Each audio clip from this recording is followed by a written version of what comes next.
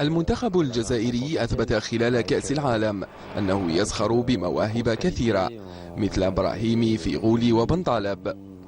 هم لاعبون جيدون ولا زالوا شباب، وبإمكانهم إعطاء الكثير للمنتخب، وأتمنى أن يذهبوا بعيدا في كأس إفريقيا.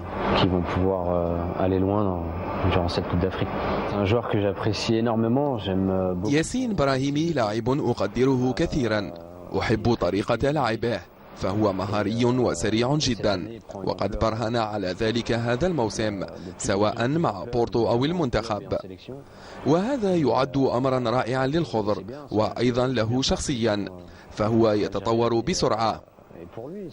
أنا جد سعيد بالنسبة له، وأتمنى أن ينتقل إلى ناد كبير في فرنسا لأتمكن من متابعته عن قرب.